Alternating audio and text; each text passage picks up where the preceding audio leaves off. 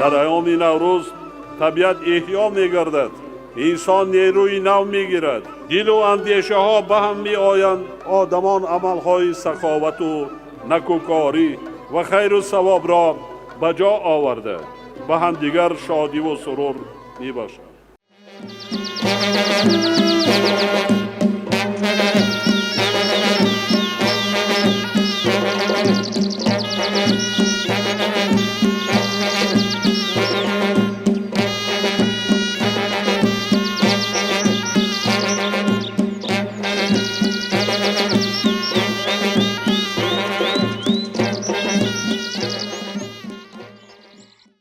саломат бошед ҳамкорони азиз.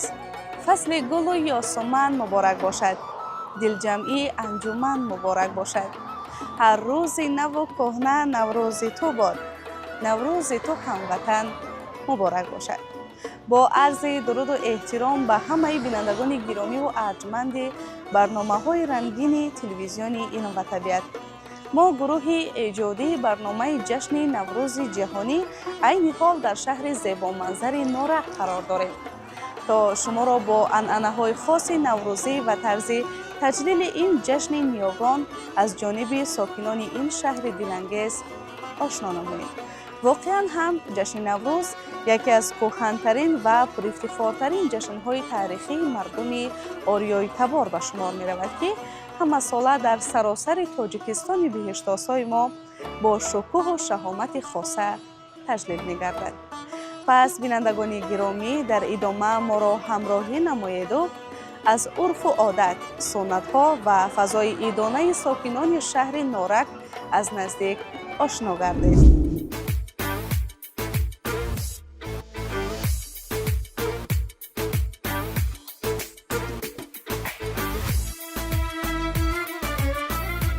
баҳор бо нафаси тозаи худ ба сарзамини тоҷикон қадам мениҳад ва ҳамроҳ бо он ҷашни бостонии Наврӯз рамзи эҳёи табиат, покии рӯҳ ва пайванди инсон ба замин фаро мерасад. дар тамоми гӯшаву канори кишвар ин ҷашни кӯҳан бо шукӯҳу шаҳомат таҷлил мегардад. шаҳри Норак низ бо табиати зебо ва мардуми меҳнатдӯсташ маъруф аст. ҳар сол Наврӯзро бо рӯҳияи баланди идона истиқбол мекунад. Наврӯз яке аз қадимтарин ҷашнҳои мардуми ориёи нажод буда таърихи ҳазорсолаҳо дорад. он аз замонҳои бостон ҳамчун оғози соли нав, рӯзи баробар шудани шабу рӯз ва бедории табиат таҷлил мегардад. имрӯз ин ҷашни аҷдодӣ дар саросари Тоҷикистон бо шукӯҳ баргузор мешавад ва сокинони шаҳри Норак низ ба ин анъанаи дерина содиқ монда, Наврӯзи хуҷастапайро бо ифтихор ва меҳру муҳаббат таҷлил менамоянд.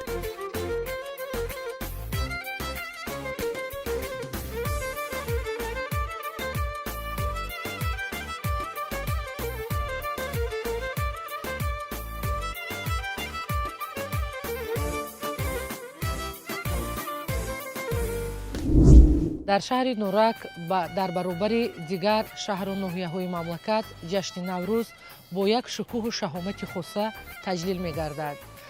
Наврӯз яке аз ҷашнҳои қадима ва ҷашнҳои муқаддаси мардуми тоҷик ба шумор рафта, рамзи эҳёи табиат, рамзи дӯстӣ, якдилӣ ва ҳамдигарфаҳмии миллати тоҷик буда, бо шарофати фарҳангпарварона ва сиёсатпарваронаи асосгузори сулҳу ваҳдати миллӣ, пешвои миллат, президенти ҷумҳурии Тоҷикистон муҳтарам Эмомалӣ Раҳмон ҷашни Наврӯз мақоми ҷаҳониро ноил гардид.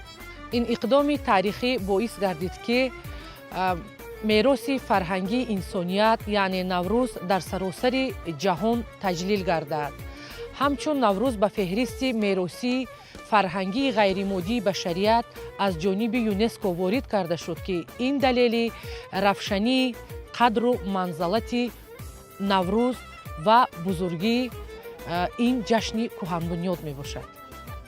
Наврӯз аз умқи ҳазорсолаҳо ба мо мерос монда, бо фарҳанг, тамаддун ва расму оини мо пайвастагии хеле зич дорад.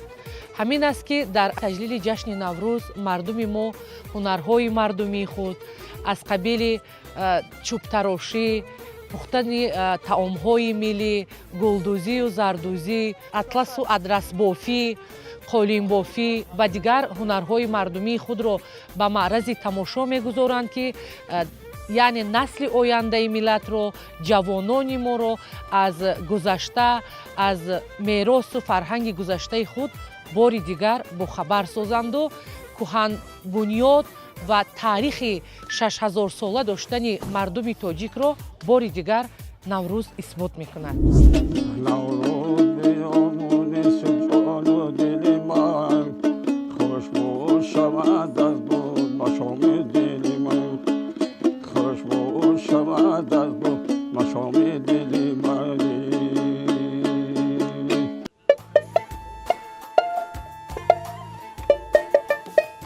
дар қатори ҳунармандони маъруфи шаҳр ин ду марди ҳунар сокинони шаҳри Норак устоҳои машҳури ҳунарҳои мардумӣ ба шумор мераванд. онҳо бо маҳорати хоса аз чӯб, қошуқу кафлез, дутору сетор ва дигар лавозимоти рӯзгор месозанд. ҳар як маҳсулидастони онҳо нишони завқи баланд ва меҳнати содиқонаи ҳунарманд аст. онҳо дар суҳбаташон иброз доштанд ки ҳунари чӯбтарошӣ мероси ниёгон буда, нигаҳдорӣ ва омӯзонидани он ба наслҳои ҷавон вазифаи муқаддаси ҳар ҳунарманд мебошад. ман аз соли 75 ҷониб бо ҳамин кор машғулам. ин ҳамаи асбобҳое ки миллӣ ҳастанд соз мекунам. бисёртар мактабҳои санъат, чӣ душанбе, чӣ тарафи вилояти Қатгон, бисёртар мактабҳои мусиқӣ дархост мекунам. با همین دتورتروشی همین کاولز کوشو کچاکچو همه نمود میکنیم. همین دتور هم بسیار طلب میکنن. کوشکای با همین ماسکت چی حوالاکنی بسیار طلب میکنن. онҳо ифтихор доранд ки бо daстони худ чизҳое меофаранд ки ҳам барои рӯзгор заруранд, ҳам ба рушди фарҳанги тоҷик нақши арзишманд мегузоранд ва ҳам рамзи ҳунари миллӣ маҳсуб меёбанд.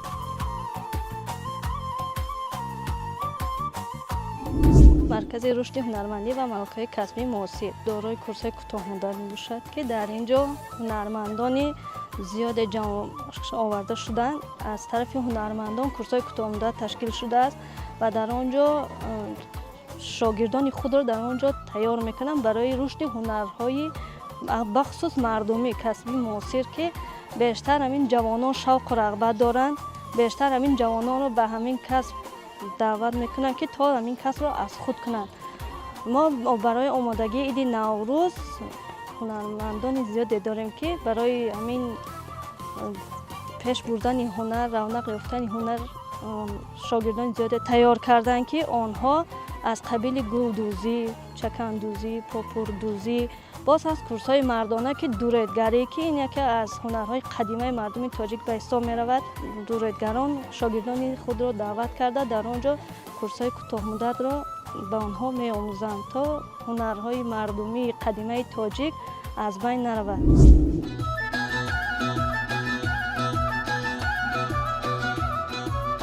дар ин рӯзҳои идона сокинони шаҳри Норак бо рӯҳияи болида гирди ҳам омада наврӯзро бо шодиву нишод таҷлил мекунанд. фазои идона, рақсу тарона, чеҳраҳои пуртабассум ва садои мусиқии наврӯзӣ шаҳодати он аст ки наврӯз ҷашни дӯстиву ҳамдилӣ ва эҳёи арзишҳои миллӣ мебошад. хоса аз саҳми бонувони ҳунарманд дар зинда нигоҳ доштани ҳунарҳои мардумӣ назаррас аст. бо эълон гаштани солҳои рушди сайёҳӣ ва ҳунарҳои мардумӣ мо ҳунармандон иқдом гирифтем ки ҳунарҳое ки ба гӯшаи фаромӯшӣ рафта буданд онҳоро аз нав эҳё намоем ва дар остонаи ҷашни наврӯз занҳои шаҳри Норак таваҷҷӯҳи зиёдашон ба нақшҳои гулдӯзӣ, қуроқдӯзӣ ва атласу адрасҳо мешавад ки мо аз матоъҳои қадимаи худ аз бибию модарои худ гирифта мо онҳоро ба духтои муосир омехта намуда ба онҳо пешкаш менамоем. ҳамасола либосҳое ки омода мешаванд занону духтарони норакшаҳр ба бар намуда дар ҷашн маъракаҳои наврӯзӣ иштирок менамоянд.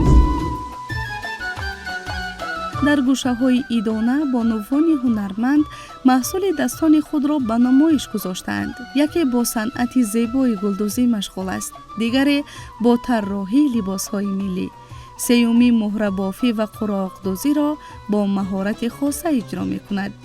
ҳамчунин бонувоне ҳастанд ки ҳунари дӯғкашӣ ва дигар анъанаҳои қадимаи рӯзгорро нигоҳ доштаанд. мо ин ҳунарро аз хурдӣ аз бибиё момоҳо монёд гирифтагӣ 40 сол мешавад ки ман ҳунарро машғулам. тоқи дӯзӣ, чакан дӯзӣ, ҳамин қаламкаш мекаша, мо худам медӯзам. 4 рӯз да як тоқиро медӯзӣ, мечаспони тайёр мекунӣ. иша садбаргӣ меган, иша гандишкак меган, шервозиш хай тоқи тоҷикӣ.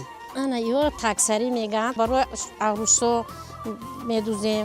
як ҳафтада мумкин 2 ҷуфт будӯзӣ. духтаро қати даврӣ медӯзем, ина болои чодар медӯзем, курпачаи арӯсӣ медӯзем. мо кӯшиш мекунем ки ҳамин ҳунарҳои мардумиро дар шаҳри Норак зиёд кунем. яке аз ҳунарҳои дигари қадимаи мардуми тоҷик ин дӯғкашӣ аст ки одатан ин корро бонувон анҷом медиҳанд. айни замон мо дар назди бонуи ҳунарманди шаҳри Норак холаи Ҷумагул қарор дорем ки ба дӯғкашӣ машғул аст. хуб холаҷон мегуфтед ки барои тайёр кардани дӯғ ва маскаи он одатан чиҳо истифода мебаред ва дар муддати чӣ қадар вақт метавонед ки маскаи табиӣ аз дӯғ истеҳсол кунед? гова медӯши ҷону мепазиша ҷирғоташро мекунӣ, дар халта мерезӣ, бо гашта мегирӣ, дар чӣ мендозӣ, мекашиша, ҳосиша маскаша мегирӣ, бо гирифта хай ҳамсояда доданду метӣ, бо гирифта дар халта мерезӣ, чака мешавад. ки ҷирғот ки боша биги ҷирғота и чакаша яка ира ҳосиша гирифти гев ҷону ана ки ира кашиди гирифти дар халта ки рехти ҷону касали қанд астай касалои қанда чӣ ани ҳосили и гирифти гев пойда дорад.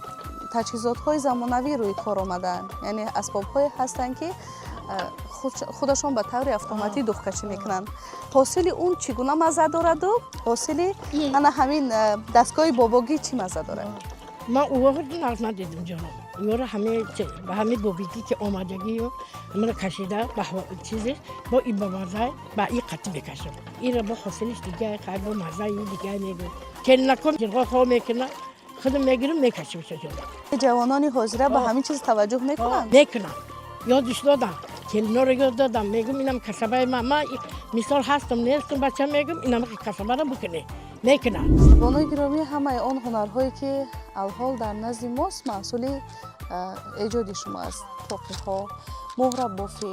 шумо ин ҳунарро аз ки барои худ ба мерос гирифтед? хурд будам бисёр завқи муҳраббофӣ доштам. бисёртар дастмона, шеру заг мебофтам. ҳамин хел давом додам. ба оҳиста оҳиста боз ба муҳра гузаштам. ҳаминро масъули дасти худам аст. дар ин бофтани ин муҳра зи муҳра худаш лозим аст. барои пурра тайёр шудани як гулдон чӣ қадар муҳра масраф мешавад? барои тайёр намудани ҳамин хел гулдон ба мо лозим аст зи муҳрааш чанд қа ба ҳамин лозим аст. ман 2 халта интихоб мекунам. дар 2 халтаи ман 500 грамми муҳра лозим аст. дар ҳамон 2 халтаи 500 граммаи ман гулдон тайёр мешавад. наврӯз яке аз ҷашнҳои қадимтарини бобо бибиҳои мо меросӣ мондааст ки мо имрӯзҳо онро ҷашн мегирем. ва дар наврӯз занони тоҷики мо хӯрокҳои миллӣ бисёртар омода месозанд. аз ҷумла оши бурида, хӯрокҳои алафӣ бисёртар омода месозем. наврӯз ин худ як ҷашнест ки дӯстдоштанист. қуроқдӯзӣ ҳам як навъи ҳунари мардумӣ аст ки дар байни бонувони мо шӯҳрати хоси худро дорад. хуб шумо низ ба ин ҳунар мебинам ки машғул ҳастед. аз модарам аз бибиам аз онҳо нигоҳ кардам мо ҳам имрӯз ҳунари онҳоро давом дода истодем. ҳамаи ҳунарҳоро дорем. тоқи дӯзӣ ин бофандагӣ аст. инро бофта ба симон кашида баъд гул аз инҳо тайёр карда میبراریم. بله در نتیجه همین گونه گل حاصل می شود. بله. از همین خوراک و از گلدوزی ها باز ما جزودان تیار میکنیم، کرته های ملی و خوانندگان نیز نشان میدیم این هنری خود را. بینندگان عزیز و گرامی، همه این جوزدان های زیبایی که در نزد ما قرار دارند محصول دست بانوان هنرمند شهر نورک هستند. همینطور بله، ما این جزدان ها را با یاری معلمه در محفل های مکتب با یاری معلمه جابیره و اویشه یاد میگیریم. ما نه تنها این جزدان ها را بلکه این گونه دیادم ها یا اینکه گردنبند هایی که بانوان ما در زمان پیش استفاده می بردند ما آنها را باز با طراحی نو و مهره های گوناگون پیشکش میکنیم. ما این جزدان ها را که چطوری میبینیم، ما این محصول دست خودمان است. این تنها زیه و مهره می باشد که ما او را که طراحی میکنیم. زیه یعنی رشته مخصوص؟ بله، رشته مخصوصی که برای همین جزدان ها لازم میشن. سرپوش ها را از چی آماده میکنید؟ سرپوش ها نیز با مهره که طراحی میکنیم و بر اینجا با ما مقدار زیادی شیرش نیز لازم میشود. اینها رو نیز میخوام اولا که دیزاینش رو میکشیم، بعدا او رو تیار میکنیم. این مهره که ما با خوانندگان میکشیم خزینه میگفتن در دور پیش. بیبی و بچه‌هامون داشتن خزینه گفته استفاده میبردن که این را حاضر ما خوانندگان قطع میکنیم، سیاها اومده ای ما میخرند. به حد مهره قدیمه آماده کردن این خیلی دشوار، خیلی دشواره. غیر از مهره ها و جزدان های زیبایی که با مهره آماده شده است، اینجا به چشم ما همین گونه ظرف ها رسید. این چی است و در کجا میتوانی را استفاده برد؟ این ظرف ها رو ما در خانه برای گرفتن دانگی ها استفاده میبریم. در عید و مرکات در دسترخانه ما میگذاریم و استفاده میبریم. انا اینش باشه میوه گیرک میباشد که ما میوه ها رو میمونیم در دسترخوان ما در عیدها استفاده میبریم. انا این ظرف قند گیرک است. در عیدها ما قند میمونیم در درونش در دسترخانه ما میمونیم که یک حسن زیبا نشان میدهد. شکل ظاهریش هم عجایب است، یعنی پورا به انار شباهت دارد. همینطور بینندگان عزیز، این ربات ها را بینید، باور کنید توجه هر یک کودک تاجیک را جلب میکند، زیرا طرح ساختش و نمود ظاهریش کلا از ربات هایی که با هر گونه الگوریتم ها ساخته میشوند کلا فرق میکند. خوب درباره این ربات ها معلومات میدادید؟ این ربات ها رو ما برای کودکانی که در باغچه برده و یا بازی میکنند اینا رو هم خوانندگان قطعی میسازیم. بینندگان عزیز، بانوان چیردست شهر نورک در برابر ساختن هر گونه اسباب های روزگار این چنین گردنبند رو نیز آماده کردند. این رو سیاح ها آمده از ما میخرند. پرچم تاجیکستان دارد این گردنبند، برای آنها عجایب میتوبد که با مهره چه ما ساختیم. گردنبند رو میگیرند همچون تحفه میبرند. به همگان معلوم است که جشن نوروز یکی از جشن‌های کهن بنیاد ملت تاجیک میباشد که از طول 5000 سال تا این جانب در یک سطح بلند جشن گرفته می شود. بخش کار با زنان و عائله مقامات اجرایی حکومت دولتی شهر نورک در همه چهاربینی‌های سطح بلند، فستیوال و آزمون‌ها و روزهای جشنی در یک سطح بلند آمادگی می‌بینند و دستاوردهای خود را پیشکش مردم می‌نمایند. امروز در جشنواره نوروز در شهر نورک در ساحل دریا تمام هنرمندان شهر نورک، کارمندان مؤسسه و کارخانه‌ها هنرهای دستی خود را پیشنهاد نمودند. همه ساله در شهر نورک از طرف زنان و بانوان روز بین المللی نوروز در یک سطح بلند پیشواز گرفته می شود. این هنرمندان نه تنها خود این هنرها را اجرا می کنند، بلکه به دختران جوان نیز آموزانیده آنها را به آموزش صنعت‌های مردمی جلب می نمایند. همین گونه تلاش ها باعث می گردد که هنرهای ملی از نسل به نسل گذشته ارزش خود را گم نمی کنند. تاجیک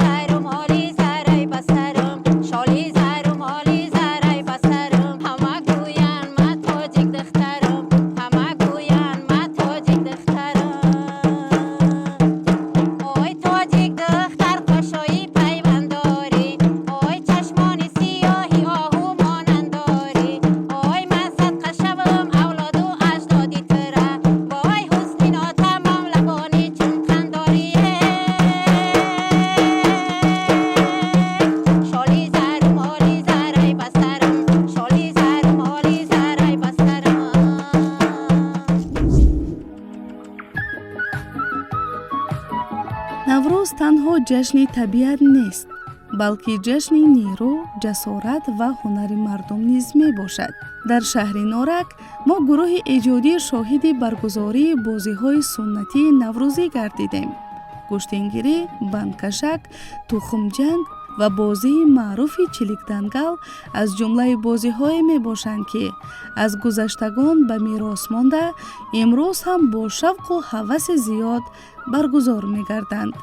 ин бозиҳо на танҳо фароғат мебахшанд, балки рамзи тавоноӣ, шуҷоат ва рӯҳияи ҳамдигарфаҳмии мардум низ ба ҳисоб мераванд.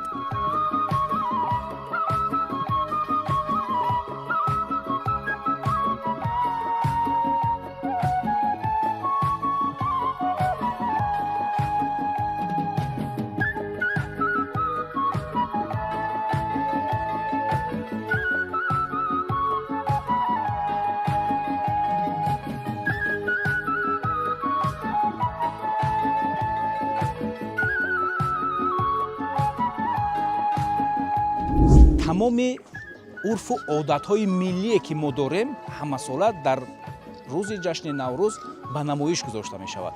махсусан бозиҳои миллии варзишӣ. ҳар сол дар рӯзи Наврӯз ҳамин бозиҳо ба намоиш гузошта мешавад, чунки мақсад аз баргузор кардани бозиҳои миллии варзишӣ ин пеш аз ҳама эҳё намудани ҳамин намуди варзиш ва намоиш додани, нишон додани ҳамин намуди варзиш ба ҷаҳониён аст. Пеш аз ҳама гӯштини миллӣ, биҷилбозӣ, чиликдангал, ланкабозӣ, найзабозӣ, ба ҳамин тартиб зиёданд бозиҳои миллии варзиши мо, ки метавонем номбар кунем. мо кӯшиш мекунем, ки дар тамоми деҳаву маҳаллаҳои шаҳри Норак ҳамин намуди бозиҳоро баргузор кунем, то ки ҷавонони мо махсусан бояд огоҳ бошанд, ки воқеан ҳам миллати тоҷик як таърихи бениҳоят ғанӣ дорад.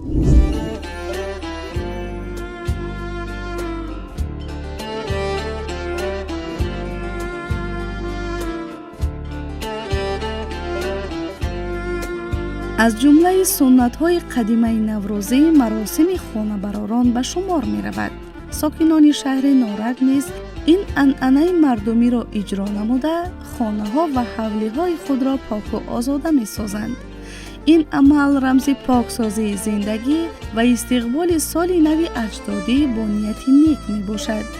дар чунин рӯзҳо мардум кӯшиш мекунанд, ки муҳити зиндагии худро зебо гардонанд ва бо дили поку орзуҳои нек ба пешвози соли нави аҷдодӣ раванд.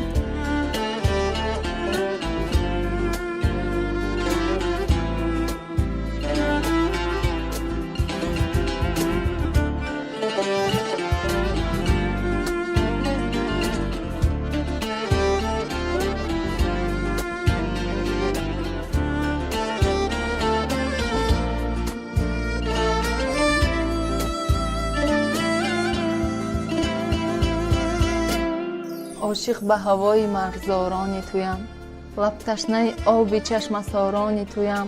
از چکچک باران زمستان خسته، مشتاق به باران بهاران تویم. بهار فصل شکوفایی طبیعت و زیبایی زندگی است. در همین فضای دلانگیز بهاری، گلدختران شهر زیبای نورک با شعر و ترانه‌های دلنشین عنعنه قدیمه رباعی خوانی را در وصف نوروز و بهار احیا می‌نمایند. صدای نرم رباعی‌ها در فضا طنین انداز شده، محیط ایدانه را باز هم رنگین‌تر می‌سازد. نوروز شد و جمله جهان گشت معطر، از بوی خوش لاله و ریحان و صنوبر. امروز بهار آمد، با خنده نگار آمد، وای از پی کار آمد. نوروزی مبارک باد، فیروزی مبارک باد. ای دوست بیا باز به نوروز رسیدیم، نو قصه بی پرداز به نوروز رسیدیم. از پرده گل باد نوا کرده پریشان، ای مرغ خوش آواز به نوروز رسیدیم. نفسی تازه نوروز مبارک باشد، چهره پاک و دلفروز مبارک باشد. آمد بهار خورم با رنگ و بوی طیب، با 100,000 نکهت و آرایش عجیب. شاید که مرد پیر بدینگه شود جوان، گیتی به دل یافت شباب از پی مشیب. نوروز به نوبهار کی میبینم، گلها را به 6 قطار کی میبینم گلها را به 6 قطار در فصل بهار دنیا را به یک قرار کی میبینم نوروز نوبهاران بر گل و خان مبارک این روز شاد و خندان بر همگان مبارک. این سنت زیبا رمزی محبت به طبیعت، ارجگذاری به زیبایی‌های بهار و احترام به میراث فرهنگی نیاگان است.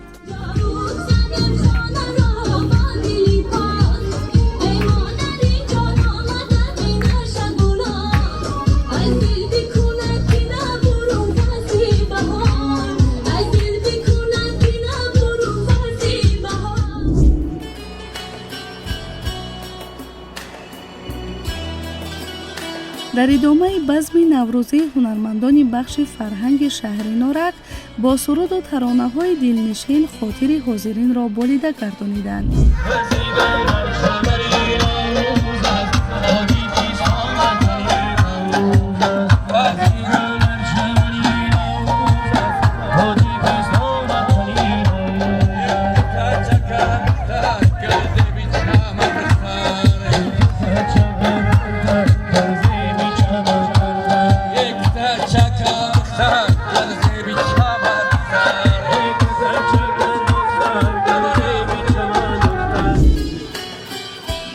همزمان نمایشی سر و لباس ملی برگزار گردید که در آن ساکنان کسب و کار گوناگون، جوان دختران، جوان پسران و حتی کودکان با به تن نمودن پیراهن‌های نوروزی اشتراک کردند. این نمایش به خاطر معرفی فرهنگ لباسپوشی ملی، احیای سنت‌های قدیمه و تربیه حس افتخار ملی میان جوانان برگزار گردید. رنگ‌های گوناگون پیراهن‌های ملی، نقش و نگار زیبای آنها و هنر دوزندگان فضای ایدانه را باز هم جذاب‌تر گردانید.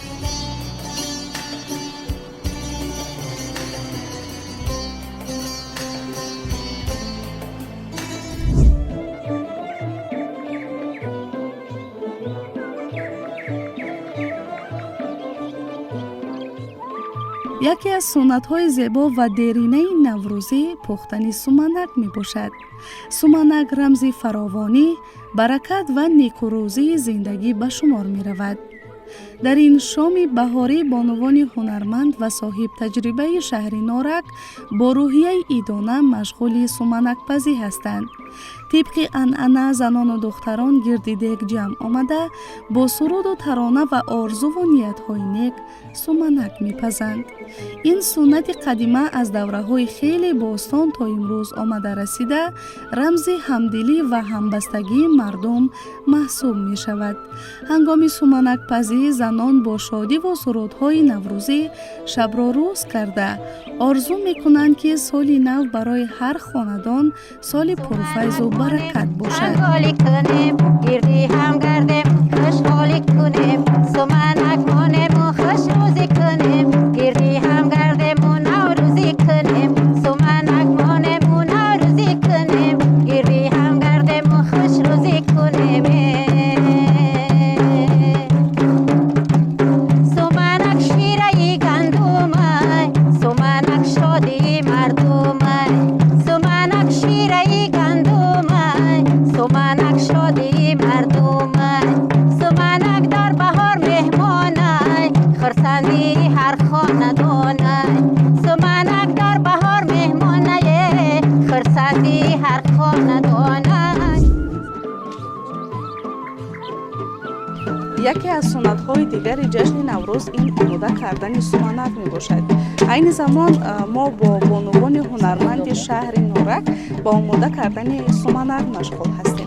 این چه نوعی سومنک است؟ ما از بانوان پرسان می شویم. یکی از نمودهای خوراک‌های ملی سومنک می باشد که در آغازشوی فصل سال آن را تیار می کنند. اول گندم را شسته تازه کرده در لگن‌ها گرفته آن را می سبزانند. مدت 20 روز تیار می شود و آن را گرفته بعد تقسیم کرده در اوغرک با طرز تاجیکانه در اوغرک انداخته آن را می کوبند. گرفته آن را در ظرف‌های مخصوص شیره آن را جبیده گرفته آن را در табақча алоҳида гузоштаву аз он хамӣ тайёр карда кулчаҳо тайёр мекунанд, ки онро дар тобаи махсус мепазанд. Чунин кулчаҳои суманакӣ тайёр мешавад. яъне ҳамин кори ки айни замон шумо анҷом дода истодаед, дар натиҷа ҳамин гуна суманак омода мешавад? Бале, 2-3 соат тайёр карда мешавад. акнун корро шурӯъ мекунем. Гандумҳои сабзонидашударо гирифта дар уварак мекӯбем, чӣ тавре ки духтарҳо кӯбида истоданд, онро мекӯбанд.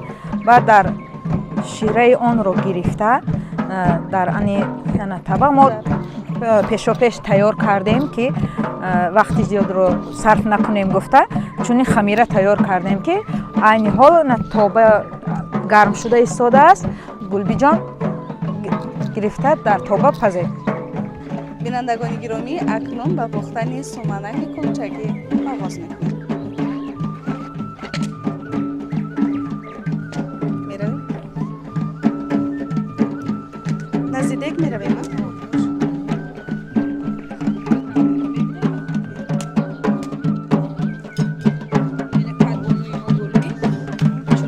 кадбонуи моҳири мо гулбӣ ба пухтани суманаки кулчагӣ шурӯъ мекунад. чӣ тавре ки мебинем, товаи мо гарм шудааст ва кулчаҳоро омода карда истодааст.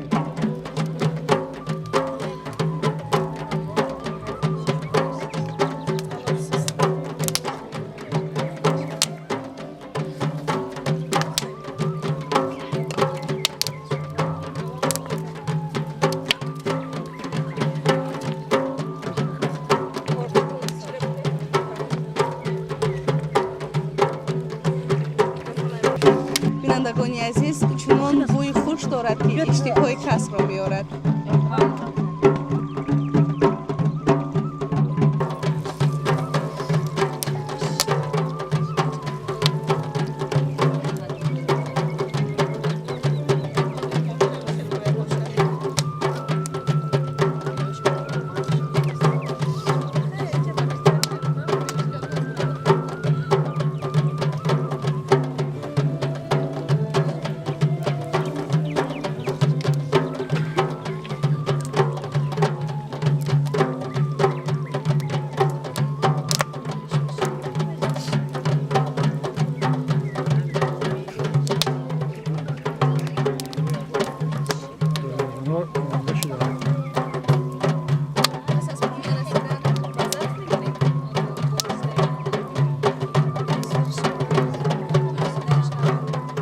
پس از پورا پختن به ظرف بگیریم.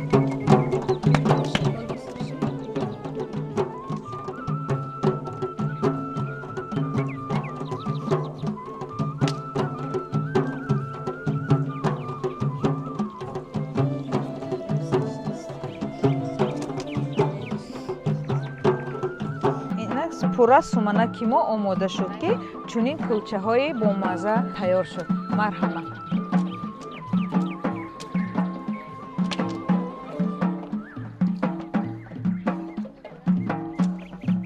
واقعا با لذت است بینندگان عزیز و شما این توصیه می‌دهیم که در خانه‌های خود انا همین گونه طعام ملی آماده نمایید و به خوان نوروزی خود پیشکش کنید.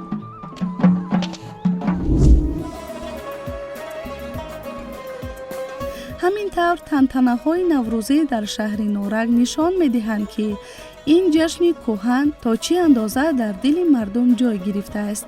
ساکنان با فرهنگ این شهر با اجرای عنعنه‌های قدیمه، احیای هنرهای مردمی و برگزاری بازی‌های سنتی اثبات می‌نمایند که نوروز نه تنها جشن طبیعت بلکه جشن فرهنگ، دوستی و وحدت مردم است. واقعاً هم ساکنان شهر نورک همه ساله جشن باستانی نوروز را با شهامت خاصه، محبت بی اندازه و احترام عمیق به میراث نیاگان تجلیل نموده این سنت مقدس را برای نسل‌های آینده حفظ و پاس می‌دارند. بینندگان گرامی و ارجمند ما، امیدواریم در این چند لحظه‌ای که با ما همراه بودید از رسم و آیین، عنعنه‌ها و طرز تجلیل جشن خجسته نوروز از جانب ساکنان با فرهنگ و مهمان‌نواز شهر نورک آشنا گردیدید.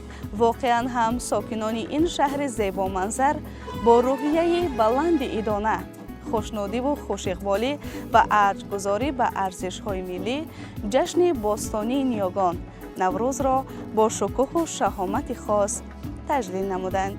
ما با شما خیر و خوش نمی کنیم، زیرا گروه دیگر ایجادی برنامه ما عین حال در ناحیه دنغره قرار دارند و ادامه برنامه را از فضای ایدانه آن منطقه پیشکش شما خواهند کرد. مرحمت همکاران عزیز.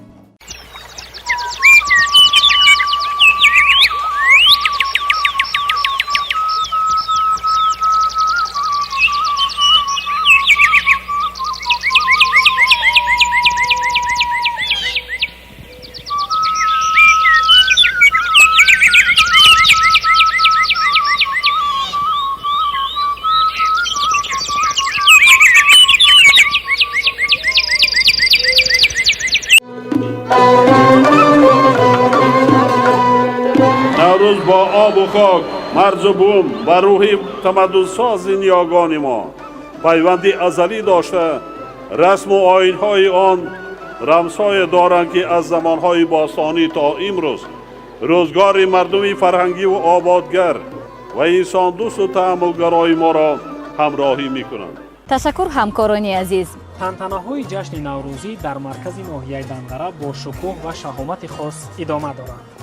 بله، در اینجا ساکنان، عالمان، دانشجویان به هم جمع آمدند تا اینکه از دستاوردها و محصول مهنت خود به کل بیننده ها معرفی سازند. بله، واقعا هم در یک گوشه این بزمگاه بانوان به هم آمدند، طعام‌های گوناگون ملی آماده می‌کردند. در گوشه دیگر دانشجویان، آموزگاران دستاوردهای خود را معرفی می‌کنند. واقعا هم این مکان به مکانی خیلی جالب و به یک بزمگاه پرشکوه نوروزی تبدیل یافته است.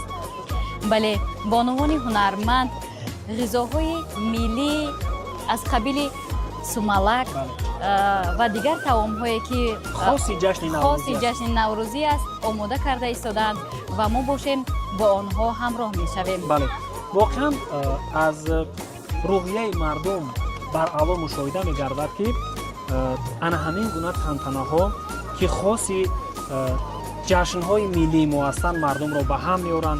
مردم یک جایه جشن پرشکوه نوروز بین المللی را تجلیل می‌کنند.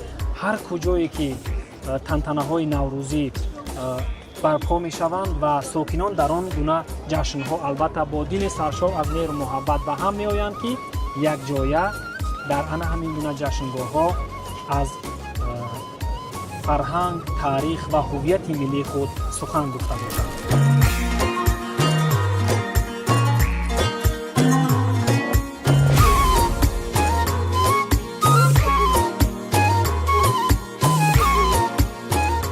باغ فرهنگی فراغتی خرمشهر مکانی اساسی تنتنه‌های جشنی به افتخار نوروز بین المللی برای ساکنان و مهمانان ناحیه دنغره ولایت ختلان انتخاب گردیده است.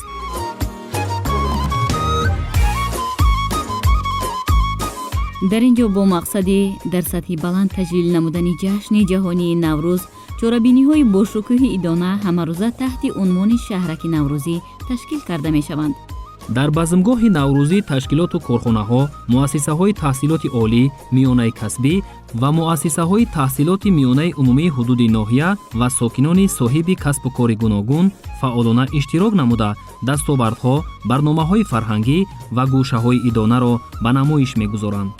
این نوبت در جشنگاه نوروزی اهل آموزگاران و دانشجویان مؤسسه‌های تحصیلات عالی کسبی از جمله دانشگاه دولتی دنغره، دانشگاه دولتی طبی ختلان و دانشکده بین المللی دنغره، دانشگاه بین المللی سیاحی و صاحبکاری تاجیکستان در برابر آراستن خوان ایدانه نوروزی و پیشنهاد طعام‌های ملی، اینچنین دستاوردهای علمی و تعلیمی، ایجادی و در عموم محصول مهنتی خود را معرفی نمودند.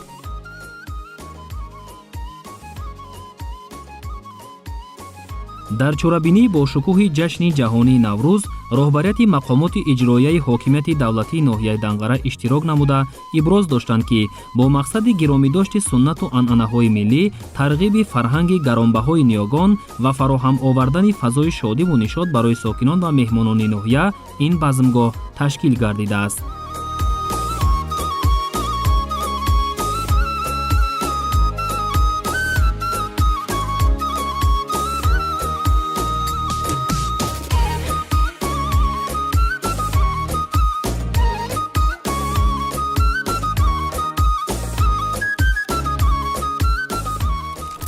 шукри кишвари амн, шукри ҳидоятҳои муҳтарам асосгузори сулҳу ваҳдати миллӣ, пешвои муаззами миллат ҷаноби Олӣ Эмомалӣ Раҳмон, имрӯз Тоҷикистон тинҷу ором аст. ҷашни Наврӯз ҷашни байналмилалӣ шуд.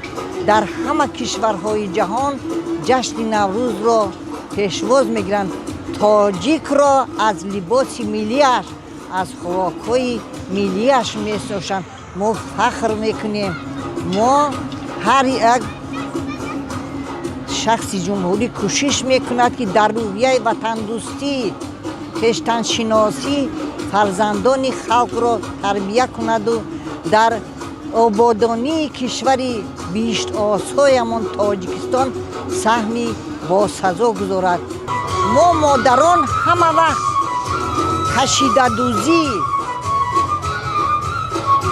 пухтани таомҳои миллиро тағрибу ташвиқ мекунем ва ба фарзандонамон ёд медиҳем. дар ҳама маҳфилҳо, дар ҳама дарсҳо ҳама вақт муаррифгари расму оини тоҷикем, ки аз байн наравад. зеро лаззату маззаи хӯроки миллӣ мисли суманаку атолаву ширбилинҳо ҳеҷ гоҳ лаззаташ аз даҳони ҳеҷ кас намеравад.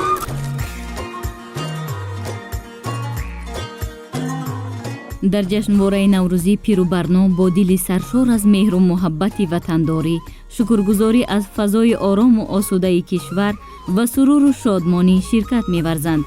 бешак наврӯзи оламафрӯз ҳамчун ҷашни қадимаи миллати тамаддунофару фарҳангсолори тоҷик таърихи беш аз 6000 сола дорад.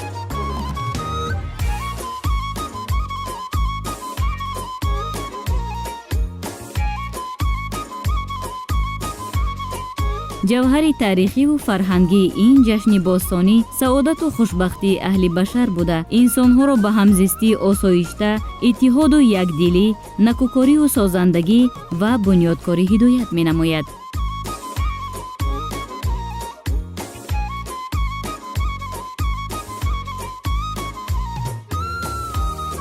иштироки сокинон дар чунин чорабиниҳо ба таҳкими дӯстӣ, ҳамдилӣ ва арҷгузорӣ ба мероси фарҳангии миллат таъсири амиқ мегузорад.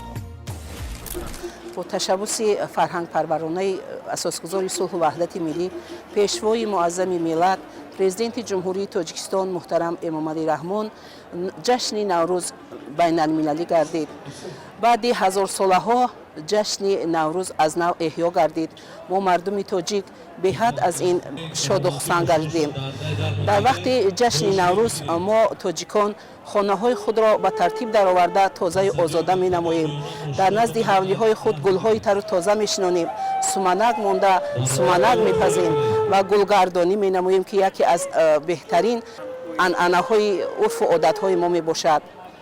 мо мардуми тоҷик бениҳоят хурсанду хушбахт ҳастем, ки либосҳои миллии мо аз нав эҳё гардид, таомҳои миллӣ аз нав эҳё гардид ва мо метавонем, ки он таомҳои миллие, ки аз байн рафта буд, мо занҳо онро ба фарзандони худ омӯзонем ва дар оянда фарзандони мо онҳоро омода намоянд.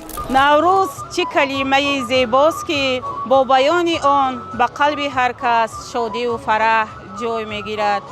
бо таҷлили ҷашни байналмилалӣ мо шукрона аз он менамоем, ки таҳти сарварии пешвои миллат муҳтарам Эмомалӣ Раҳмон дар чунин даврони созандаю ободкориҳо дар фазои тинҷу ободкориҳо зиндагӣ дорем. тоҷикистони соҳиб истиқлоли мо дар ҳақиқат ватани наврӯз аст. наврӯз ҷашни эътидоли шабонарӯзӣ, айёми тавозуни зиндагӣ, оғози корҳои кишоварзӣ, кишту кори баҳорӣ ва ҳама гуна ташаббусҳои созанда мебошад. миллати шарафманди тоҷик хушбахту сарфароз ва ифтихорманд аз он аст ки ҷомеаи ҷаҳонӣ ин ҷашни воқеан мардумиро чун дастоварди бузурги хиради башар пазируфтааст.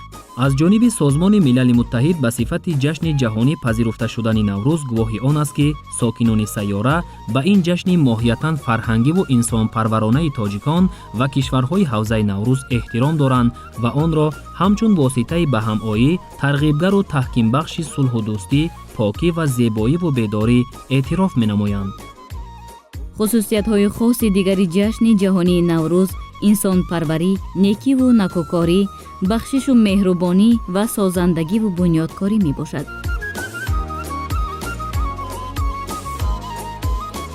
наврӯз айёми тавозуни рӯзу шаб буда баробари эҳёи куллии табиат ба инсон рӯҳу равони тоза мебахшад, ӯро ба рӯзи неку рӯзгори обод ва пешрафту созандагӣ ҳидоят мекунад.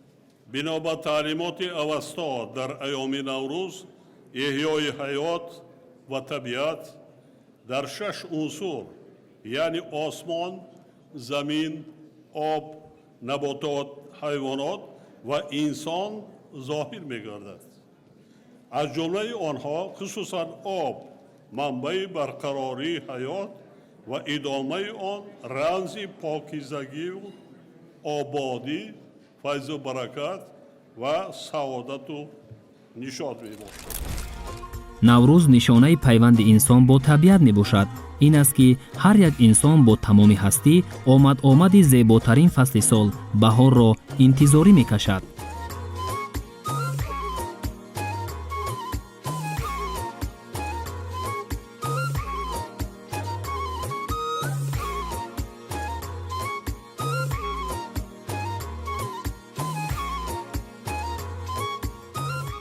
дар ҷашнбораи наврӯзӣ намунаҳои гуногуни ҳунарҳои мардумӣ, расму оинҳои миллӣ ва дастархони идонаи ҳафтсину ҳафтшин ки рамзи фаровонӣ, баракат ва эҳёи табиат мебошад, бо зебоии хос ороста шуда таваҷҷӯҳи меҳмононро ба худ ҷалб намуд.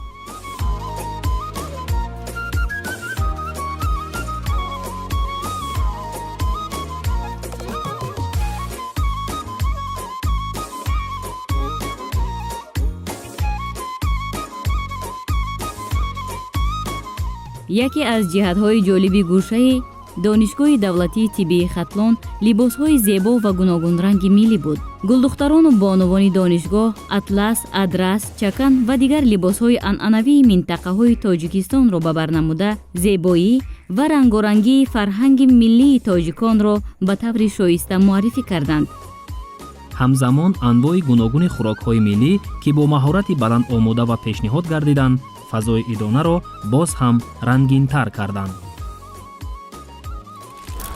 гӯшае ки шумо мебинед, ин гӯша гӯшаи донишҷӯён ва омӯзгорони донишгоҳи давлатии тиббии Хатлон дар ноҳияи Данғара аст. кулли омӯзгорон ва донишҷӯён бо дастовардҳои меҳнатии худ ана ҳамин гӯшаро ба хотири ҷашни байналмилалии Наврӯз оро доданд ва имрӯз дар ин ҷашнгоҳ пиру барно ҳама якҷо шоду хуррам ва якҷоя аз ҷашни байналмилалии Наврӯз таҷлил мекунанд. воқеан ҳам ҷашни байналмилалии Наврӯз дар фитрати худ иттиҳод, ҳамбастагӣ ва ба ҳам омаданҳоро дорад ва бубинед ки рангорангии либосҳои миллӣ бонувон, хусусан донишҷӯ духтарон ва омӯзгорони донишгоҳи давлатии тиббии Хатлон ба ин ҷашнгоҳ шукӯҳ ва шаҳомати хоса бахшидааст. иштироки фаъолонаи аҳли донишгоҳи давлатии тиббии Хатлон дар тантанаҳои наврӯзӣ бори дигар нишон дод ки донишгоҳ на танҳо маркази илму дониш, балки макони тарғибу рушди фарҳанг, анъанаҳои миллӣ ва эҳёи арзишҳои таърихии халқи тоҷик низ мебошад. бинандагони гиромӣ, ҳамсӯҳбати мо ҳастанд ноиби ректори донишгоҳи давлатии тиббии Хатлон Бунёдзода Сомон. мехостем дар мавриди анамин суфраи ҷашнии наврӯзии аҳли донишгоҳ ба бинандагон қисса мекардем. албатта донишгоҳи давлатии тиббии Хатлон дар баробари он ки ба омӯзиши омӯзондани нозукиҳои илми тиб сару кор дорад, дар баргузор намудани чунин ҷашнҳои миллӣ, ҷашнҳои сиёсӣ ҳам хеле фаъол ҳастанд, хеле диққати ҷиддӣ метиҳанд ва бубинед имрӯз дар инҷа мо гӯшаи наврӯзӣ ташкил карда истодем ва фарорасии ҷашни наврӯз барои мо ҳам хеле ва дар як сатҳи баланд омодагӣ аст баргузор мекунем ва инҷа гӯшае ҳаст имрӯз ташкил кардагем барои муаррифӣ маҳз он хӯрокҳои миллӣ, маҳз ҳунарҳои мардумӣ ва он ҳама чизе ки имрӯз донишгоҳ ба даст овардан дар тӯли 10 соли мавҷудияти худ, таъсисёбии худ ва ҳамаро ба маърази тамошо гузоштанд ва имрӯз шумо шоҳиди он гаштем ки дар баробари маҳз донишҷӯён, кормандони донишгоҳ имрӯз тамоми сокинони ноҳияи сарбаланди Данғара аз ин гӯша дида намуданд ва дар баробари он ки донишҷӯёни мо, донишҷӯ духтаракони азизи мо, кормандон, бонувони донишгоҳ ба тадрис ба омӯзиш машғул ҳастанд, дар баробари ин ҳунари баланди кадбонуӣ доранд. Ин барои мо албатта боиси ифтихор аст ва албатта мо ифтихор мекунем аз чунин донишҷӯён, аз чунин кормандони донишгоҳ ки дар ҳама ҷода фаъол ҳастанд, дар ҳама ҷода пешсаф ҳастанд ва боварӣ доранд чунин зебогие ки имрӯз барои аҳли мардум пешниҳод кардан дар ҷодаи тиб ҳам дар расхуд кардан донишгоҳи тиб ҳам чунин пешсафу фаъол хоҳанд буд. Бале, яке аз рамзҳои асосии ҷашни наврӯзӣ суманак аст. Дастархони идонаи аҳли омӯзгорони донишгоҳи давлатии тиббии Хатлонро ҳам суманак ором медиҳад. Воқеан ҳам ба инсон як таби хуш мебахшад ва дар мавриди анамин рамзҳои асосии наврӯзӣ, дар мавриди таомҳои миллие ки умуман дар ҷашни наврӯзӣ омода ва пешниҳод мегардад, шумо чӣ гуфта метавонед? Албатта хӯрокҳои миллӣ ино як анъанаи неки мардуми ҳам бунёди миллати тоҷик аст. Суманак яке аз он рамзҳои асосии вай наврӯз маҳз суманак аст ва маҳз бедоршавии табиат ва ҳам бедоршавии оламро вай нишон медиҳад ва бубинед ҳамин бедоршавии табиат қатӣ инсонам боз илҳоми нав мегирад, вай нав мегирад ва бонувон тамоми намуди хӯрокҳоро бубинед аз нонҳои зебои ҳар гуна вай нонҳоро омода кардан. Суманак аст, афсину афшин аст ва афсину афшин маҳз аз он рамзҳои асосии ҷашни наврӯз ҳастанд ки шумо худ шоҳид ҳастед ки ҳама чиз бо санъати баланд, санъати боло омода гардидааст ва ба маърази тамошо гузошта шудааст.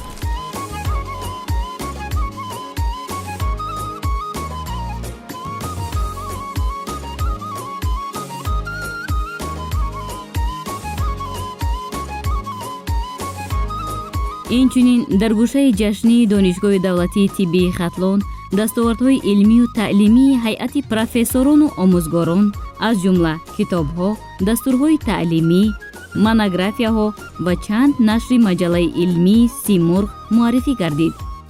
маҷаллаи илмии Симурғи донишгоҳи давлатии тиббии Хатлон аз соли 2018 инҷониб нашр мегардад ва ҳамчун минбари муҳими илмӣ барои муаррифии дастовардҳои таҳқиқотии олимон, омӯзгорон, муҳаққиқон ва донишмандон пешбинӣ шудааст. ин маҷаллаи тиббии Симурғ аст ки аз донишгоҳи давлатии тиббии Хатлон аз соли 2018 инҷониб нашр мешавад ва ин маҷалла нашри 28 аст.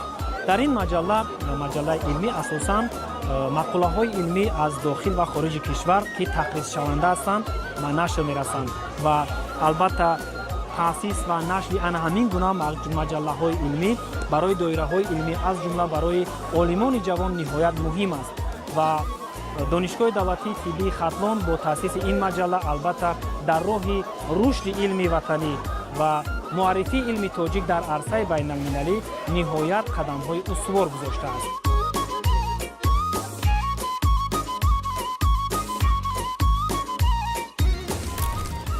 гӯшаи дигари ҷашнгоҳи наврӯзиро омӯзгорону донишҷӯёни донишгоҳи давлатии Данғара бо оростани хони идона, муаррифии дастовардҳо ва пешниҳоди таомҳои миллӣ зебу зиннати хос бахшиданд.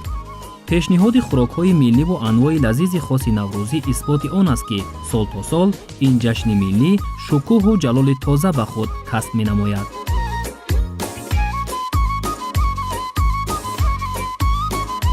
кадбонувон хӯрокҳои миллӣ махсус аз гиёҳҳои шифобахшу суманак омода мекарданд. хусусан суманаки он рамзи асосии ҷашни наврӯз аст. таваҷҷӯҳи иштирокдоронро ба худ бештар ҷалб мекард. сумалак яке аз рамзҳои асосии ҷашни наврӯз ба ҳисоб меравад. ҷашни наврӯзро бошад бидуни сумалак тасаввур кардан имкон нопазир аст. маҳз бонувони ҳунарманди ноҳияи Данғара ана ҳамин сумалакро омода намуда истодаанд. албатта бонувони соҳибзавқу хушсалиқаи тоҷик дар ҳифзи расму оинҳои миллӣ нақши басо арзишманд гузошта имрӯз низ дар ин масир бо дарки масъулияти баланд устуворона қадам мегузоранд. ин аст ки бонувону модарони тоҷик дар пойдории асолат, пояҳои таърихиву фарҳангии ҷашни наврӯз ва ҳифзу густариши анъанаҳои мардумӣ саҳми босазо мегузоранд. дар ҳақиқат ҳамин наврӯз худ як ганҷи бузурге ҳаст ки як сарчашмаи илми дониш аст ки мардумро ба худшиносию худоҳӣ мебарад. дар рӯҳияи баланди ва тандурустию меҳнатдӯстӣ тарбия кардани насли ҷавон бисёрам нақши бузург дорад ҳамин наврӯз. як анабине дар баробари ин қадар анъанаҳои нек, фазилатҳои нек, суннатҳои нек доштани наврӯз, боз наврӯз ҳамчун ганҷи бебаҳои арзиши фарҳангӣ аст ки ва инсонро аз нуқтаи назари меҳнатдӯстӣ ва тандурустӣ ва донистани таъриху забон, фарҳанги миллат ва худшиносии худогоҳӣ тарбия менамояд, барои нек ҳидоят мекунад. мана аз ин лиҳоз боз як бисёр иқдоми неке ки инҷа дар вақти соли 2010 моҳи феврал бо ташаббуси пешвои маъзами миллат мақоми байналмилалӣ гирифтани наврӯз аллакай ҳавзаи наврӯзӣ дар байни минтақа ва ҷаҳон хеле ҳам васеъ гардидааст ва бинед ки ҳамин наврӯз мардуми минтақаро бо ҳам меорад. дӯстию рафоқату бародарию яъне ки байни якдигар яъне бисёр ҳам боз мустаҳкам мегардад. яъне бинед ки дар баробари ин қадар анъанаҳои хубу яъне ки фазилатҳои хуб доштани наврӯз боз метавонад ки дар таркиби сулҳу дӯстӣ ваҳдату якгарфаҳмӣ низ яъне нақши намоёнро бозида тавонад наврӯз.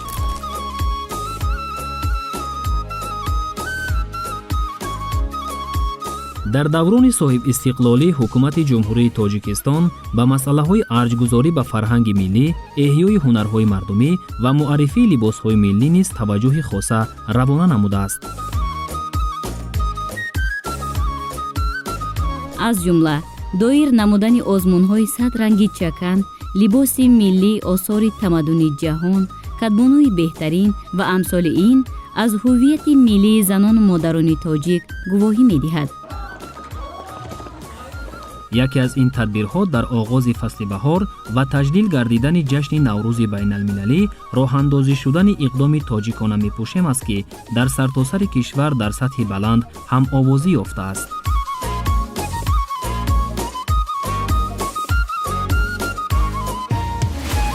дар ҷашни байналмилалии наврӯз бонувону гулдухтарон намудҳои гуногуни либосҳои миллиро ба бар мекунанд.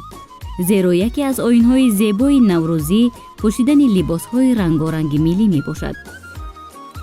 пешвози ҷашни наврӯз ин яке аз роҳҳое мебошад ки тарбия намудан дар ҷавонони имрӯза худогоҳиву худшиносии онҳоро ташаккул медиҳад. ҳақ бар ҷониби пешвои муаззами миллат президенти ҷумҳурии тоҷикистон ки фармудааст фарҳанг ҳастии миллат аст. шинохти расму русуми миллӣ барои ҳар як ҷавон, барои ҳар як мардуми тоҷик ин ташаккулдиҳандаи ҳифзи асолати миллӣ мебошад. ҷашни наврӯз рӯзи нав аст, ҳаёти нав аст, умеди нав аст. ба ҳар як пиру барно рӯҳу илҳоми тоза мебахшад. воқеан либоси миллӣ ҳамчун як рукни муҳими фарҳанги миллӣ муаррифгари миллат маҳсуб мешавад ки арзишмандии маънавии онро ҳифз бояд кард то наслҳои оянда низ ба он арҷгузору меросбар бошанд.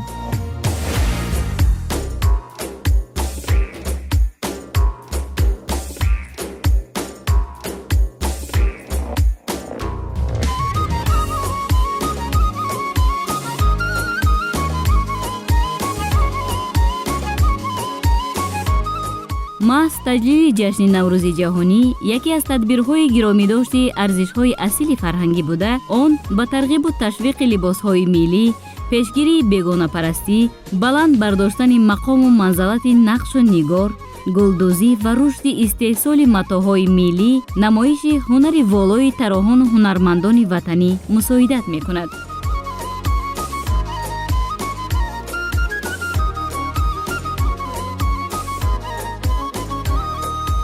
боиси ифтихор аст ки мо меросбари ин тамаддуни бузурги башарият ба ҳисоб меравем. наврӯз як тамаддуни инсонмеҳвар аст, як тамаддуне ҳаст ки барои миллати ориёӣ, барои махсусан миллати тоҷик, як тамаддуни ҳувиятсоз агар гӯем хато намекунем.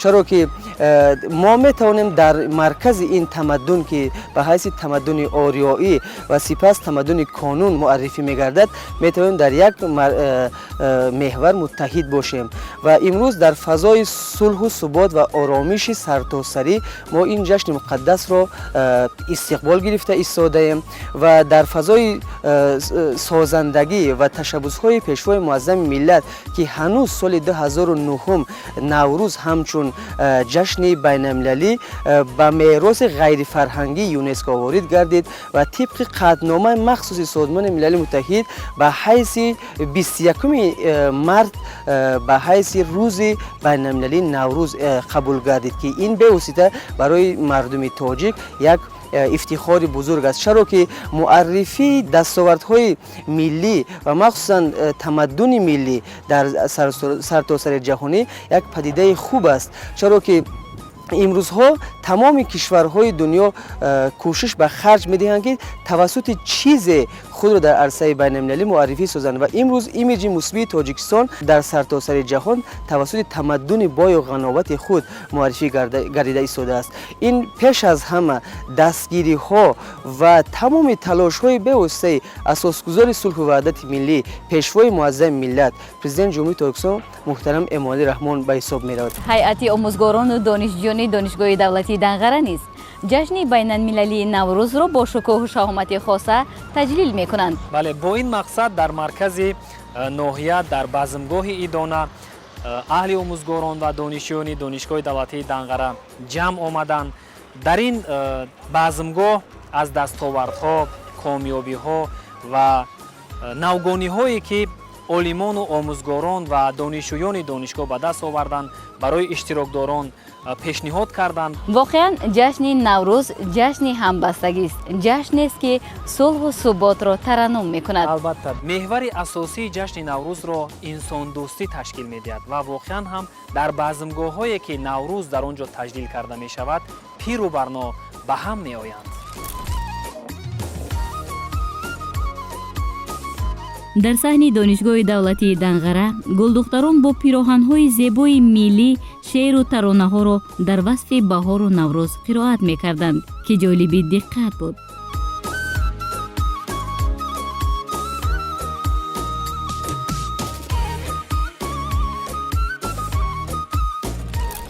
наврӯз чӣ фасли зебоест, наврӯз чӣ фасли зебоест, ин буву тароватро бубин. дар ин наврӯз ба чашмони ту ки назар мекунам, дар назарам дунёи дигар ҷилвагар мегардад. ба ҳусни ту ки назар мекунам, ҳусни Наврӯзро мебинам. азизам, хостам бароят гуле ҳадя кунам.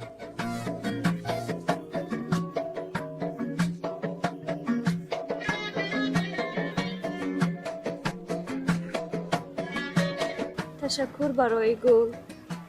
гул рамзи зебои баҳорист ки муносибати мо ҳардуро пайванд мекунад. ин гул дар чеҳраи ту аслан зебогиаш наменамонад. диламро бо ин нозу адоҳоят бурдаӣ, эй гулдухтари зебо.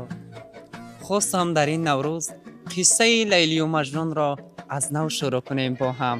ман дар он хандаҳову дар он нозҳои ту фидо шавам. чаро ин қадар ноз мекунӣ? биё бо ҳам ҳамсӯҳбат шавем охир. ман кайҳо боз ташнаи дидори ту ҳастам. ман бояд ташаккур аз шумо кунам ки сухани маро рад накардеду пазируфтед. пас биё дар ин بهار زیبا به خرمشهر که مکان نوروز است برویم.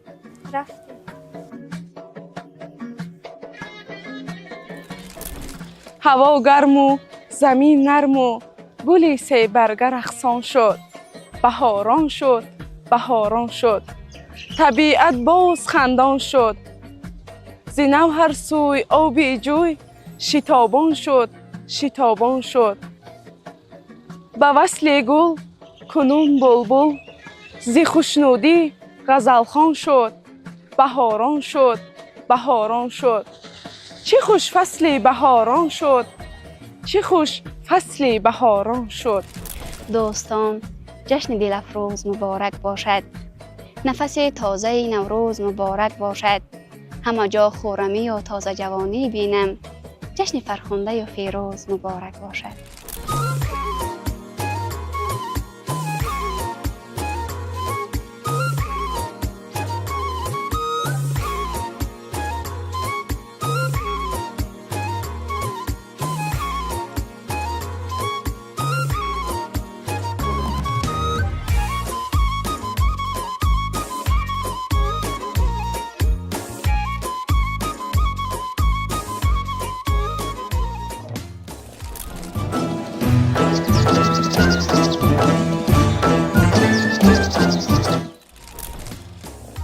донишгоҳи давлатии тиббии хатлон дуюмин муассисаи таҳсилоти олии тиббӣ дар кишвар буда соли 2026 аз таъсисёбии он 10 сол пур мешавад.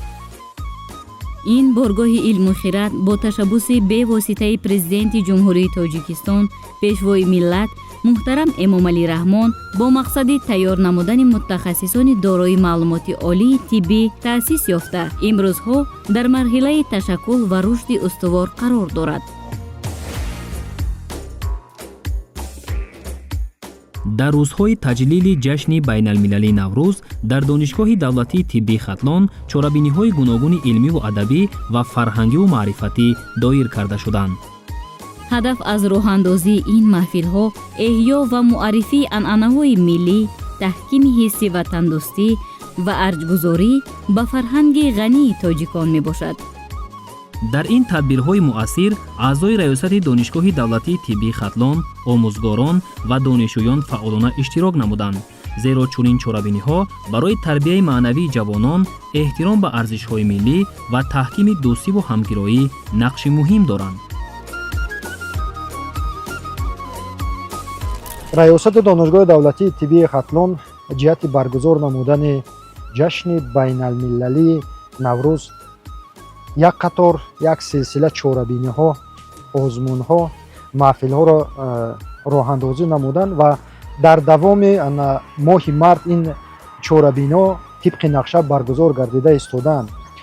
ва чуноне ки имрӯз мо шумо шоҳид гардидем, дар донишгоҳ ин чорабиниҳо давра ба давра баргузор гардиданд ва имрӯз мо дар кафедраи ҷомеашиносӣ маҳфили адабӣ таҳти унвони наврӯз ҷашни ҷавонӣ баргузор гардид ки маҳз дар ин маҳфил аз таърихи наврӯз, аз бузургию шаҳомати он суҳбатҳо ироа гардиданд, суҳбатҳо баргузор гардиданд ва бузургию шаҳомати наврӯз албатта инъикоси воқеи худро дар суҳбатҳои устодон ва донишҷӯёни ин маҳфил албатта инъикоси худро ёфтанд.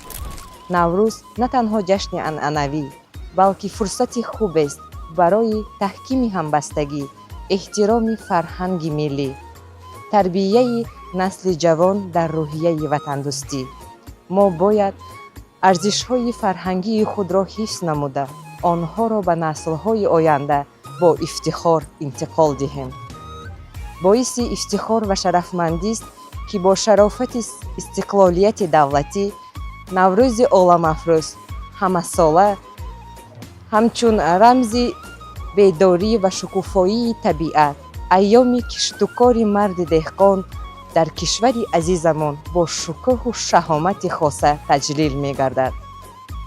ҷашни наврӯз бешак яке аз маросимҳои пазируфтаи тоҷикон аст ки аз ҷониби ҷомеаи ҷаҳонӣ ҳамчун дастоварди фарҳанги умуми инсонӣ пазируфта шудааст. و با خصوصیت‌های ویژه خود که نیکی و نکوکاری، خرمی و خوشحالی، شادی و نشاط و سعادت و پیروزی را تلقین می‌دهد مشهور عالم گردیده است. چنانه که لایق شیرعلی گفته است: در گرد خوان نوروز خویش و تبار و یاران، دورند یا که نزدیک بایست جمع آیند. باشد که سیر بینند سالی دراز همراه، با همدیگر بسازند، با همدیگر بپایند. در فضای تجلی جشن بین المللی نوروز در دانشگاه دولتی طبی خطلون محفل علمی ادبی تحت عنوان نوروز جشن جهانی برگزار گردید که در هفته آن اهمیت جشن نوروز همچون میراث گرانبهای فرهنگ بشریت و نقش آن در تحکیم دوستی و همدیگر فهمی خلقها مؤثر ارزیابی شد. اشتراکداران محفل علمی در موضوعهای از تاریخ نوروز، نقش و تشبث پرزیدنت جمهوری تاجیکستان محترم امامعلی رحمان در جهانی گردیدن نوروز و فلسفه جشن نوروز معروضه‌های علمی پیشنهاد نمودند. تأکید شد که با تشبث پیشوای ملت محترم امامعلی رحمان و جانبداری و هم‌آوازی جامعه بین المللی، نوروز تاجیکان مقام جهانی پیدا نموده امروز در کشورهای گوناگون عالم با شکوه خاص تجلیل کرده می شود. این اقدام برای معرفی فرهنگ ملی و گسترش رابطه‌های فرهنگی بین ملت‌ها اهمیت بزرگ دارد.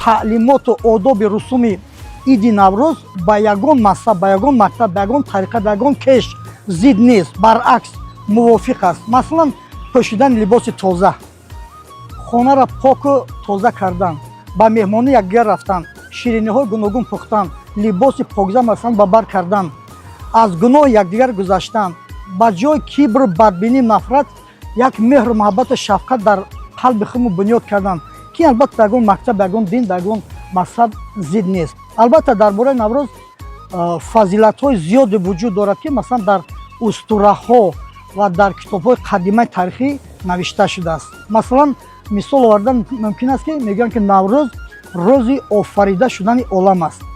میگن که نوروز روز خلقت آدم است.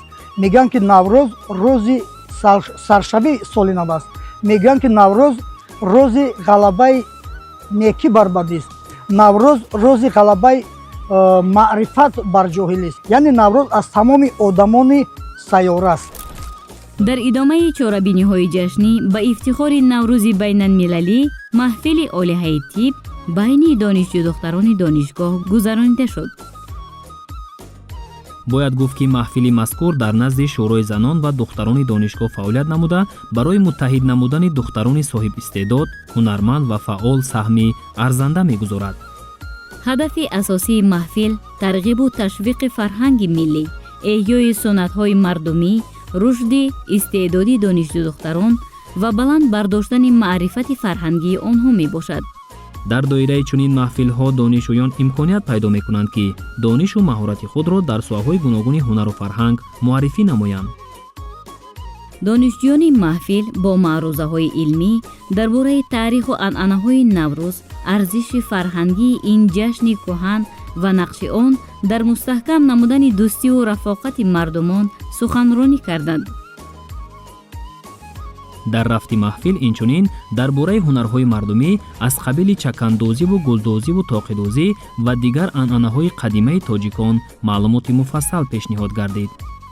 دانشجویان با افتخار از فرهنگ ملی درباره اهمیت حفظ و احیای هنرهای اجدادی ابراز اندیشه کردند. همزمان اشتراکچیان نمودهای گوناگون لباس ملی را به بر نموده خصوصیت‌ها، زیبایی و رمزهای هر یک لباس را شرح دادند. گفته شد که لباس ملی نشانه فرهنگ، تاریخ و هویت ملی هر یک ملت می باشد.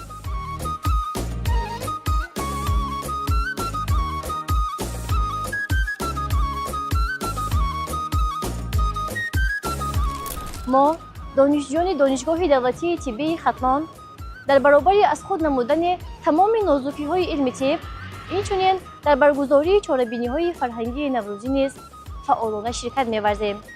این چاره‌بینی‌ها با رقص و سرودهای ملی، نمایش هنرهای مردمی و توام‌های سنتی برگزار گردیده فضای ایدانه و روحیه دوستی و همدلی را بین آموزگاران و دانشجویان باز هم قوی‌تر می‌گرداند. ما جوانان خوشبخت صاحب استقلال شکرانه از آن می‌کنیم که در چنین کشوری آسوده و آباد عمر به سر می‌بریم و در دانشگاه‌های بهترین و بانفوذ کشور تحصیل می‌نماییم. تلاش می‌کنیم که در آینده متخصص خوب شده به خلق و وطن خود صادقانه خدمت نماییم. ما دانشجویان دانشگاه دولتی طبی ختلان افتخارمند از آن هستیم که امروز در دانشگاه ما جشن نوروز عالم‌افروز با یک شکوه شهامت خاصه تجلیل کرده ایستاده است.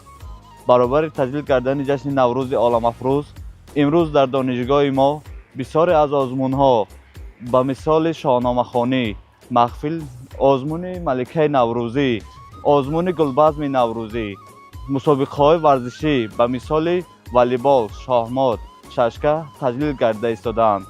این مسابقه‌ها و آزمون‌ها به ما امکانیت می‌دهند برابر آموزش اختصاصمان و کسبمان باز هم به این آزمون‌ها جلب شویم و هنر خود را صیقل دهیم. با مقصد گرامیداشت جشن بین المللی نوروز و احیای عنعنه‌های ملی در دانشگاه برنامه فرهنگی از طرف دسته هنری درخشان تشکیل و برگزار کرده شد.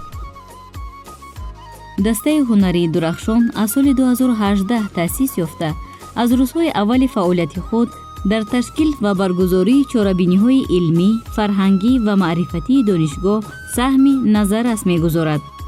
اعضای این دسته از حساب دانشجویان فعال و ایجادکار انتخاب گردیده آنها با استعداد و مهارت هنری خود هر یک چاره‌بینی را رنگ و جلوه خاصه می‌بخشند. این رقص و ترانه‌ها غناوت فرهنگ و معنویات و صنعت منطقه‌های تاجیکستان را بازگو بوده روحیه جشنی را باز هم رنگین‌تر گردانیدند. برگزاری چنین چاره‌بینی‌های فرهنگی با بلند برداشتن حس وطن‌دوستی، احترام به ارزش‌های ملی و رشد استعداد هنری دانشجویان مساعدت می‌نمایند.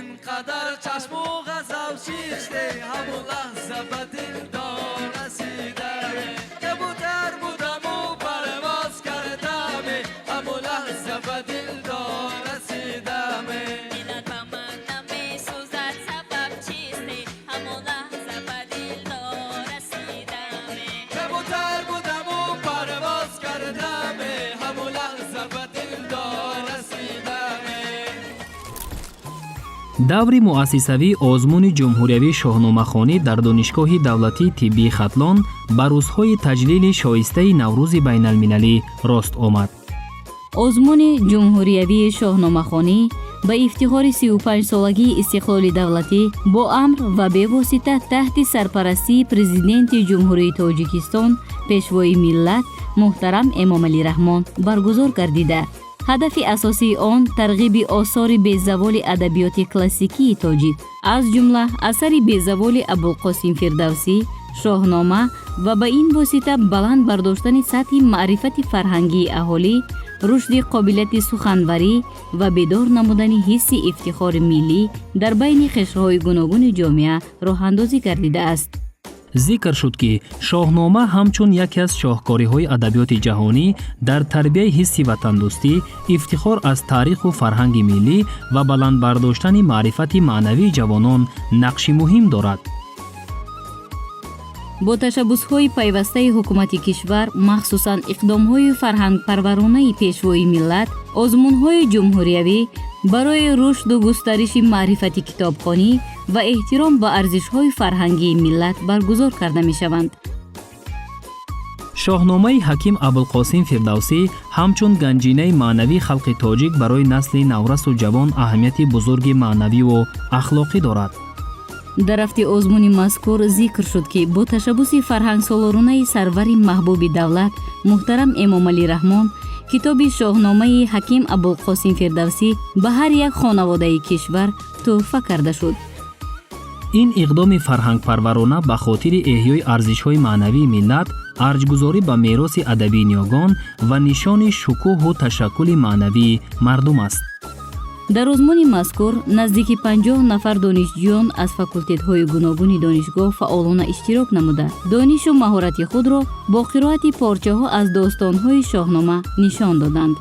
иштирокчиён бо ҳисси баланди ифтихор аз мероси адабии ниёгон порчаҳои ҷодогонаи ин асари безаволро қироат намуда мувофиқи талаботи низомнома дар бораи қаҳрамонони асосии асар маълумот пешниҳод карданд. ҳамзамон онҳо ба саволҳои ҳайати ҳакамон посух дода дониши худро оид ба муҳтавои асар, хусусиятҳои адабӣ ва аҳамияти таърихию фарҳангии он нишон доданд. ҳайати ҳакамон ба маҳорати қироат, дурустии талаффуз, фаҳмиши муҳтавои матн ва сатҳи омодагии иштирокчиён баҳои муносиб доданд. баромадҳои аксари донишҷӯён аз омодагии ҷиддӣ ва таваҷҷӯҳи онҳо ба мероси адабии ниёгон шаҳодат медод. таъкид гардид ки баргузории чунин озмунҳои маърифатӣ дар муҳити донишгоҳӣ барои баландбардоштани сатҳи дониш, рушди фарҳанги китобхонӣ ва тарбияи ҷавонон дар рӯҳияи худшиносӣ ва ифтихори миллӣ аҳамияти хос дошта, минбаъд низ чунин тадбирҳои илмиву адабӣ бо иштироки фаъоли донишҷӯён сурат мегиранд. бо ташаббуси пешвои миллатамон муҳтарам эмомалӣ раҳмон ин ҷашни аҷдодии мо бори дигар аз нав эҳё гардид ва аз ҷашни мардумӣ ба ҷашни давлатӣ ва инчунин ба ҷашни байналмилалӣ табдил ёфт. чуне ки шумо шоҳид ҳастед, кафедраи забонҳои донишгоҳи давлатии тибби хатлон ин ҷашнро дар сатҳи хело ҳам бошукӯҳ бо иштироки раёсати донишгоҳ, омӯзгорон ва донишҷӯён дар сатҳи хело ҳам баланд таҷлил намуданд ки ин пеш аз ҳама боиси баланд будани ғурур ва ифтихори миллии ҳар як тоҷики тоҷикистониро нисбати ҳамин ҷашнҳои аҷдодӣ нишон медиҳад.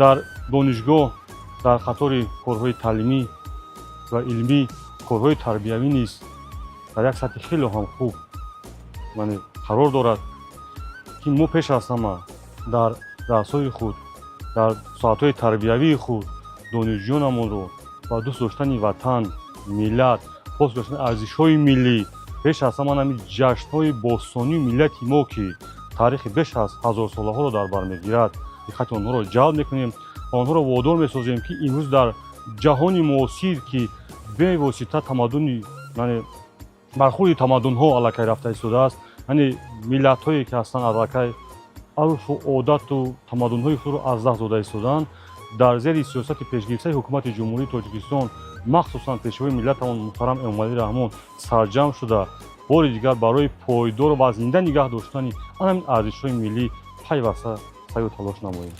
мардуми тоҷик аз қадимулайём наврӯзро бо шукӯҳу шаҳомат таҷлил намуда анъанаҳои неки ниёгонро пос медоранд. дар донишгоҳи давлатии тиббии хатлон низ ба истиқболи наврӯз корҳои фарҳангиву маърифатӣ ба роҳ монда шудаанд. барномаҳои гуногуни фарҳангӣ, маърифатӣ, намоишҳои расму оинҳои миллӣ, озмунҳо, баромадҳои гуногуни ҳунарӣ ва намоиши таомҳои милливу либосҳои миллӣ ба роҳ монда шудааст ки барои баланд бардоштани ҳисси ватандӯстӣ, арҷ гузоштан ба фарҳанги миллӣ ва муттаҳид сохтани донишҷӯён мусоидат мекунад. яке аз оинҳои наврӯзӣ ин ташкил намудани бозиҳои гуногуни варзишӣ мебошад. аз ин рӯ дар як гӯшаи сарсабзи донишгоҳ байни донишҷӯён мусобиқаҳои варзишӣ аз қабили гӯштини миллӣ, волейбол ва шоҳмот доир карда шуд ки дар онҳо дастаҳо маҳорати хуб нишон доданд.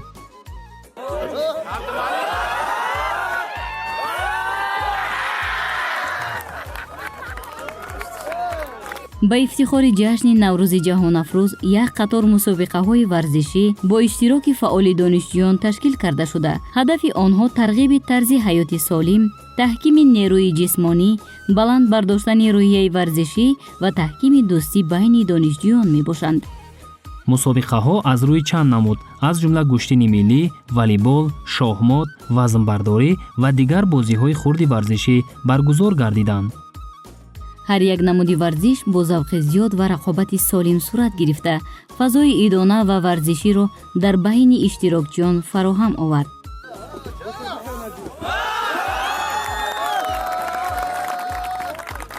албатта чунин мусобиқаҳои варзишӣ дар фазои ободу озоди кишвар бо рӯҳияи ватандӯстӣ ва ифтихор аз дастовардҳои даврони соҳибистиқлолӣ баргузор гардида ба таҳкими солимии ҷавонон ва рушди фарҳанги варзишӣ мусоидат мекунанд. донишҷӯён дар ҳама намудҳои варзиш бо маҳорати баланд, иродаи қавӣ ва эҳсоси ифтихор аз ватани худ ширкат варзида, сатҳи хуби омодагии ҷисмонии худро нишон доданд.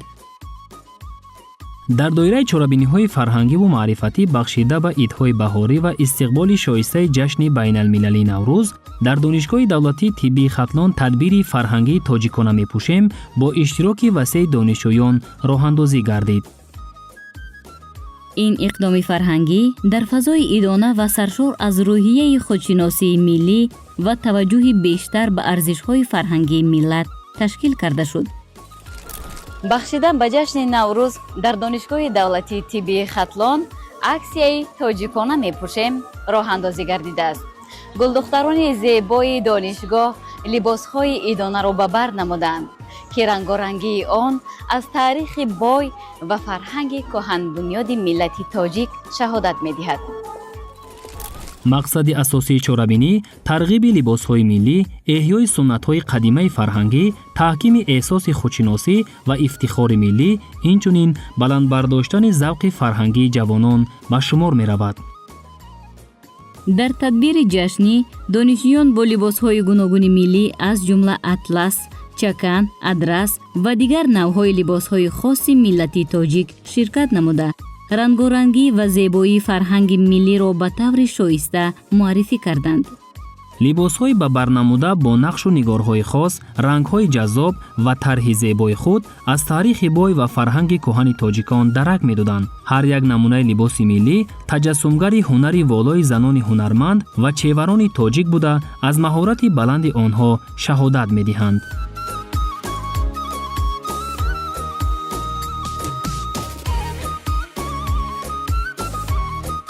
фазои чорабинӣ дар ҳамоҳангӣ бо суруду мусиқии дилнишин ва шодии фасли зебои баҳор боз ҳам рангину ҷаззоб гардид. истиқболи ҷашни байналмилалии Наврӯз дар чунин муҳити фарҳангӣ ва бо либосҳои миллии рангоранг ба чорабинӣ ҳусни тоза бахшида, рӯҳияи идона ва эҳсоси ифтихор аз фарҳанги миллиро дар қалби иштирокчиён тақвият мебахшад. дар воқеъ баргузории чунин чорабиниҳои ҳадафманд дар муассисаҳои таҳсилоти олӣ барои баланд бардоштани маърифати фарҳангии ҷавонон, эҳёи анъанаҳои миллӣ ва рушди ҳисси ватандӯстӣ нақши муассир мегузоранд.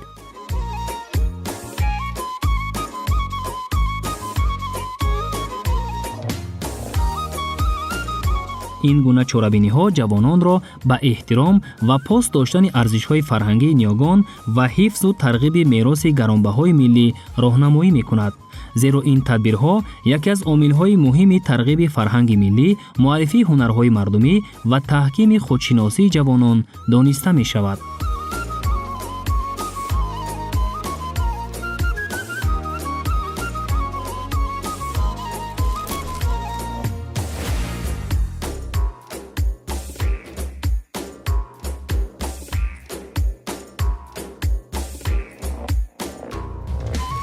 мо бояд ҳамаи он анъанаҳои қадимаи наврӯзиро омӯзем ва иҳьё кунем. худои таоло ҳарчи орзуи омоле ки дар дилу ниятатон ҳаст, ҳамора насибатон гардонад. ҳар рӯзатон наврӯз бошад. ҳамин тавр аҳли раёсат, омӯзгорон ва донишҷӯёни муассисаҳои таҳсилоти олӣ ва миёнаи касбии ҳудуди ноҳияи Данғара дар баробари сокинони шарафманду заҳматпеша бо оростани хони идонаи наврӯзӣ, тарғиби расму оинҳои аҷдодӣ, ташкили бозиҳои варзишӣ, инчунин муаррифии дастовардҳои илмӣ, таълимӣ, эҷодӣ ва барпо кардани барномаҳои рангини фарҳангиву маърифатӣ ҷашни ҷаҳонии Наврӯзро ҳам дар ҳудуди муассисаи таълимӣ ва ҳам дар шаҳраки Наврӯзӣ дар сатҳи баланд хушу хотирмон таҷлил намуданд.